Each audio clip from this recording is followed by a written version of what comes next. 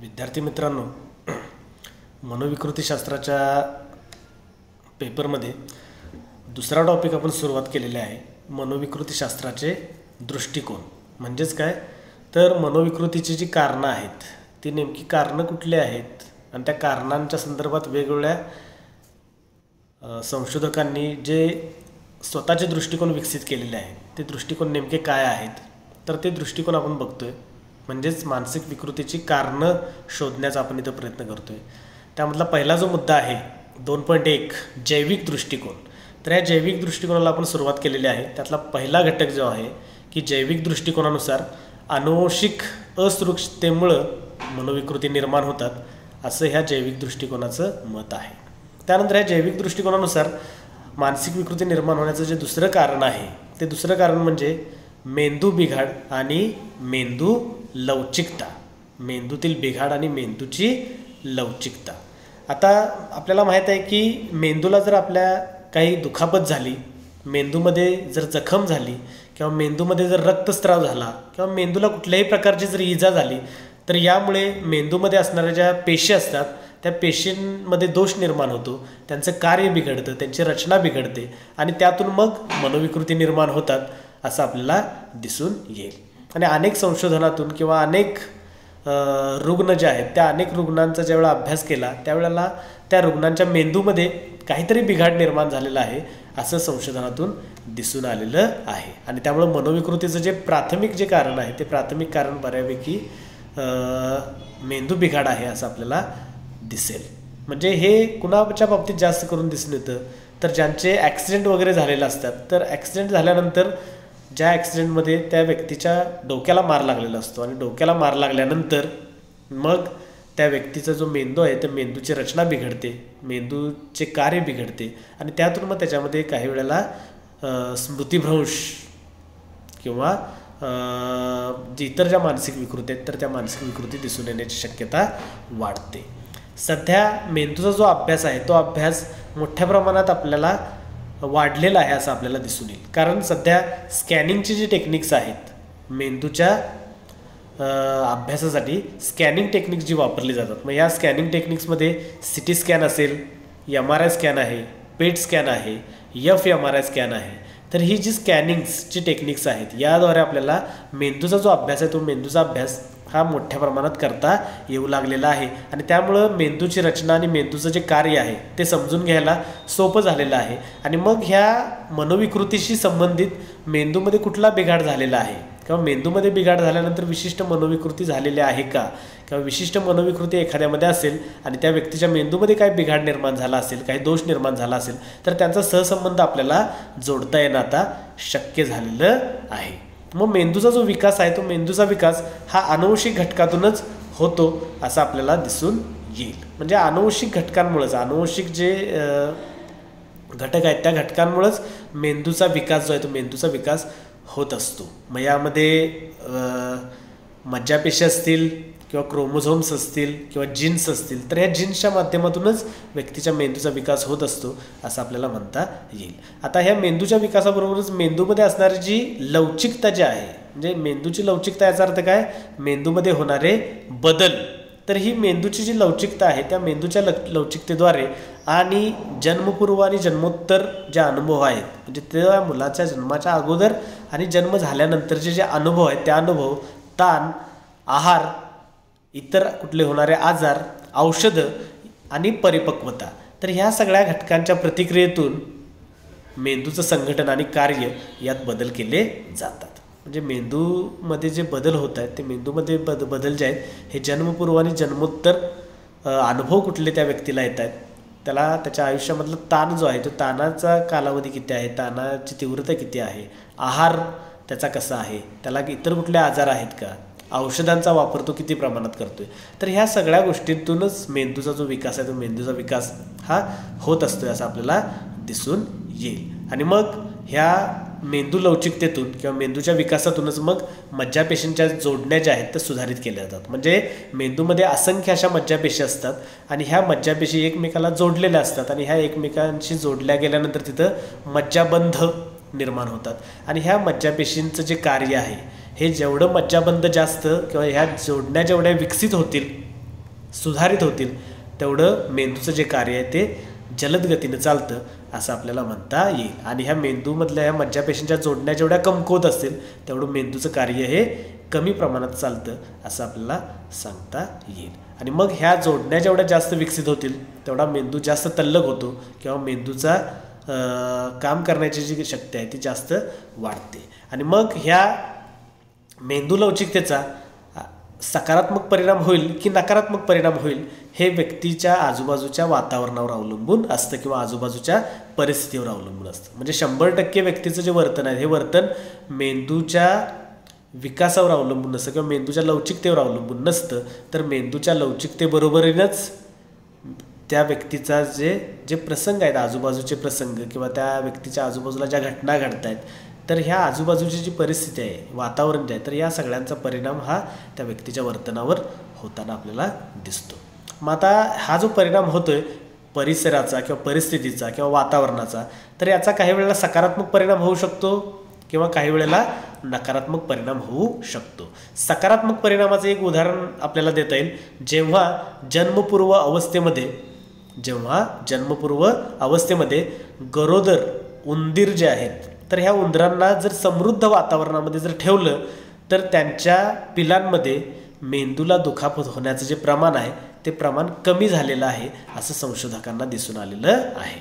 म्हणजे इथं या उंदरांवरती प्रयोग केलेला आहे आणि ह्या उंदरांवर प्रयोग करून ज्यावेळेला हे गरोदर उंदीर ज्यावेळेला समृद्ध वातावरणामध्ये ठेवले, म्हणजे त्यांच्या तिथं जे वातावरण आहे त्या उंदरांना ठेवलेलं वातावरण हे एकदम चांगल्या स्वरूपाचं आहे. त्यांना वेळच्या वेळी खायला मिळतं, वेळच्या वेळी त्यांच्या ज्या इतर गोष्टी आहेत म्हणजे उजेड त्यांना मिळतो, प्रकाश मिळतो, हवा व्यवस्थित मिळते, तिथं कुठलाही आवाज नाही, गोंधळ नाही, गोंगाट नाही किंवा कुठल्याही प्रकारचा त्रास होईल त्या उंदरांना अशी तिथली कुठलीही परिस्थिती नाही. तर अशी चांगली आणि समृद्ध परिस्थितीमध्ये ज्यावेळेला ह्या गरोदर उंदरांना ठेवलं जातं त्यावेळेला त्या उंदरांना होणारी जी पिलं आहेत तर त्या पिलांच्या मेंदूला इजा होण्याचं जे प्रमाण आहे किंवा दुखापत होण्याचं जे प्रमाण आहे ते खूपच कमी झालेलं आहे असं संशोधकांना दिसून आलेलं आहे. याउलट ज्या गरोदर उंदरांना नकारात्मक वातावरणामध्ये ठेवलेलं होतं तर तिथं काय दिसून आलेलं आहे, तर तिथल्या उंदरांच्या पिलांना त्या जन्मणारी जी पिलं आहेत तर त्या पिलांच्या मेंदूला दुखापत झालेलं दिसून आलेलं आहे. याउलट नकारात्मक जो परिणाम आहे तो नकारात्मक परिणाम कसा दिसून येतोय तर त्याचं पण इथे एक उदाहरण दिलेलं आहे, त्याच्यावरती एक देखील प्रयोग झालेले आहेत. तर हा जो प्रयोग केलेला आहे हा प्रयोग माकडांवर केलेला आहे. आणि मग गरोदर माकडं जे आहेत त्या गरोदर माकडांना ज्या ठिकाणी ठेवलेलं आहे त्या ठिकाणी त्यांना अनिश्चित आणि अंदाज न करता येण्यासारखा अचानकपणे त्यांना तिथं मोठ्या आवाजाच्या परिस्थितीमध्ये ठेवलेलं आहे. मोठ्या आवाजाच्या म्हणजे वारंवार त्यांच्या कानावर मोठमोठे आवाज येतात आणि हे अचानक येत आहेत, म्हणजे एकसारखे येत नाहीत तर अचानकच येत आहेत आणि त्यांना त्या माकडांना त्याचा अंदाज करता येत नाही. अशा अंदाज न करता येणाऱ्या मोठ्या आवाजाच्या परिस्थितीमध्ये ज्यावेळेला गरोदर माकडांना ठेवलं जातं त्यावेळेला त्यांना जी जन्मणारी जी मुलं आहेत किंवा जी पिलं आहेत तर त्या पिलांमध्ये मेंदू रसायनांमध्ये त्यांच्या अपसामान्यत्व किंवा दोष निर्माण झालेले आहेत आणि एकंदरीतच मग त्यांचं जे वर्तन आहे ते अपसामान्य दिसून आलेलं आहे.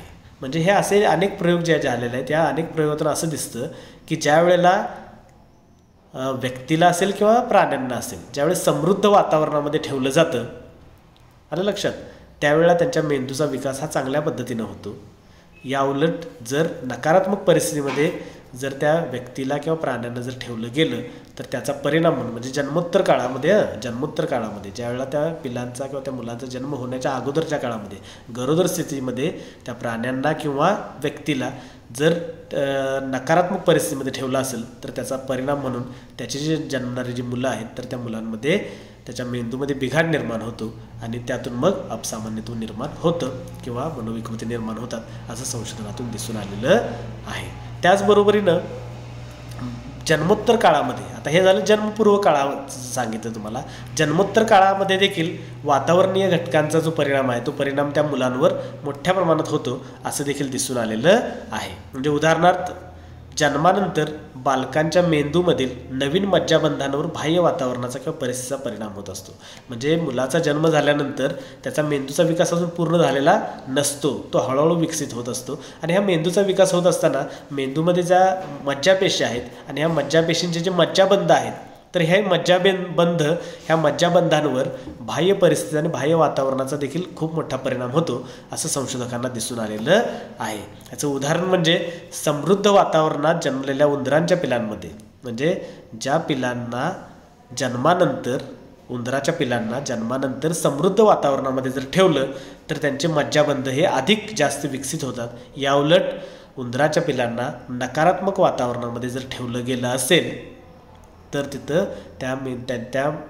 त्यांचे जे मज्जाबंध आहेत मेंदूतले, ते मज्जाबंध कमकुवत निर्माण झालेले असतात. आणि यामुळंच आपल्याला जर आजूबाजूला दिसेल की जी समृद्ध परिस्थितीमध्ये जन्मणारी जी मुलं आहेत तर ती मुलं मानसिकदृष्ट्या किंवा शारीरिकदृष्ट्याही समृद्ध जन्माला येतात किंवा त्यांच्यामध्ये कुठलंही अपसामान्यत्व दिसून येत नाही. याउलट गरिबीमध्ये किंवा नकारात्मक परिस्थितीमध्ये जी मुलं जन्माला येतात तर त्यांच्यामध्ये अनेक वर्तन समस्या आणि मानसिक समस्या त्यांच्यामध्ये दिसून येतात. हे आपल्याला आजूबाजूला जर आपल्याला ज्यावेळेला बघतो त्यावेळेला आपल्याला दिसून येईल. आणि त्यामुळं मेंदूतील जी लवचिकता जी आहे किंवा मेंदूचा जो सहभाग आहे मनोविकृतीमधला तो खूप महत्त्वाचा आहे असं आपल्याला म्हणता येईल. मेंदूमध्ये जर काही बिघाड निर्माण झाला किंवा मेंदूची लवचिकता जर कमी झाली तरी देखील, किंवा मेंदूचा विकास जर कमी झाला तर त्यामुळं मग मानसिक विकृती निर्माण होतात असं आपल्याला म्हणता येईल.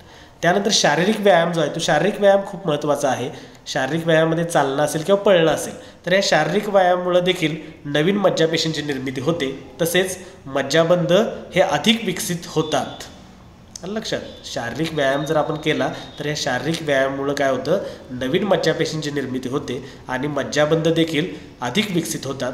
म्हणून आपल्याला दररोज व्यायाम करणं हे जास्त गरजेचं आहे, जेणेकरून आपला जो मेंदू आहे तो मेंदू अधिक विकसित केला जाईल. आणि मेंदूच्या विकासाची जी प्रक्रिया आहे ही विकासाची प्रक्रिया जीवनभर चालणारी प्रक्रिया आहे. म्हणजे ते असं काय नाही की विशिष्ट कालावधी झाला की मेंदूचा विकास थांबतो, असं काही आपल्याला म्हणता येत नाही. तर मेंदूचा विकास हा आपल्या जीवनभर चालू असतो आणि त्यामुळं आपल्याला व्यायाम करणं हे जास्त गरजेचं आहे. जर आपल्याला आपला मेंदू विकसित करायचा असेल, मेंदूचा विकास करायचा असेल तर आपल्याला व्यायाम करणं हे जास्त महत्त्वाचं आहे. त्यामुळे व्यायामाला लागा असं मी आपल्याला सांगतो.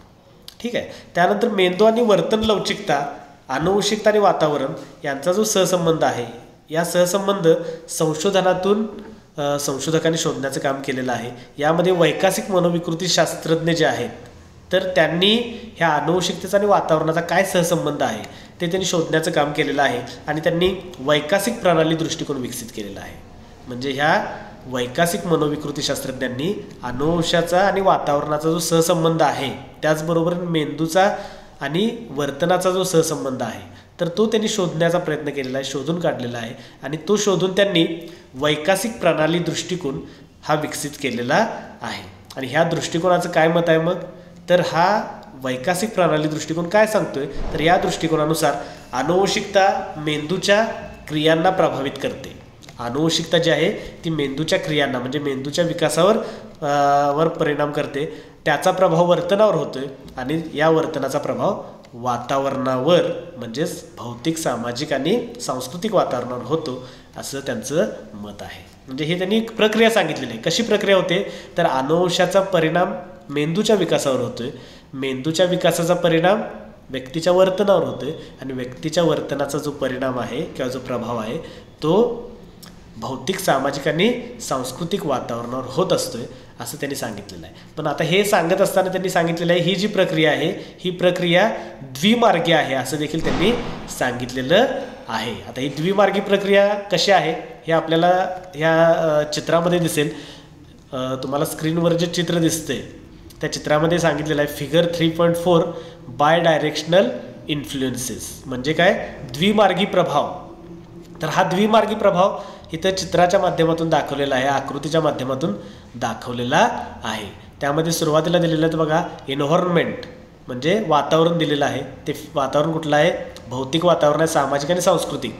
त्यानंतर वर्तन, त्यानंतर मेंदूतील प्रक्रिया, न्यूरल ॲक्टिव्हिटी ज्याला म्हणलेलं आहे, त्याला मेंदूतील प्रतिक्रिया किंवा मेंदूच्या प्रतिक्रिया, आणि जेनेटिक ॲक्टिव्हिटी म्हणजे आनुवंशिक वर्तन किंवा आनुवंशिक प्रतिक्रिया. ठीक आहे. म्हणजे वातावरण, वर्तन, मेंदू आणि आनुवंशिकता तर हे एकमेकाशी कसं रिलेटेड आहे आणि ही प्रक्रिया द्विमार्गी कशी चालते हे त्यांनी सांगितलेलं आहे. आणि मी तुम्हाला आता सांगितलं की अनुवंशिकतेचा परिणाम मेंदूच्या प्रतिक्रियांवर होतो, मेंदूतील प्रतिक्रियांचा प्रभाव वर्तनावर होतो आणि वर्तनाचा प्रभाव वातावरणावर होतोय.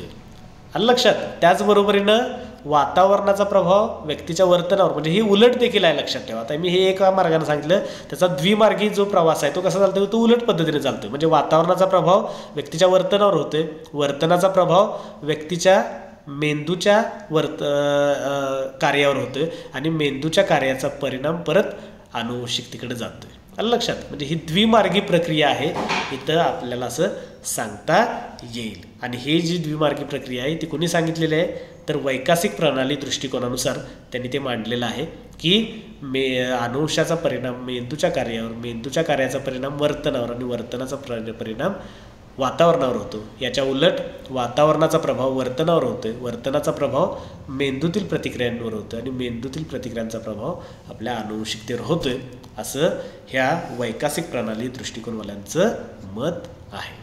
ठीक आहे.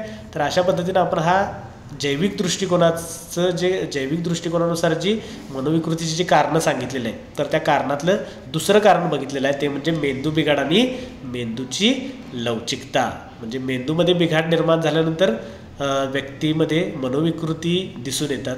त्याचबरोबरीनं मेंदूची लवचिकता जर कमी असेल किंवा मेंदूचा विकास जर कमी प्रमाणात झाला असेल, मेंदूतील मज्जाबंध जे आहेत ते मज्जाबंधांचं प्रमाण जर कमी झालं असेल आणि एकंदरीत मेंदूची लवचिकता जर कमी झाली, मेंदूचं कार्य कमी झालं, तर त्यातून देखील अपसामान्य वर्तन किंवा मनोविकृतीचं वर्तन निर्माण होतं आणि व्यक्तीमध्ये मनोविकृती दिसायला लागतात. हे आता इथं आपण स्पष्ट केलेलं आहे. यानंतरचा जो जैविक दृष्टिकोनातला जर तिसरा घटक आहे तो आपण पुढच्या तासाला बघूया. थँक्यू.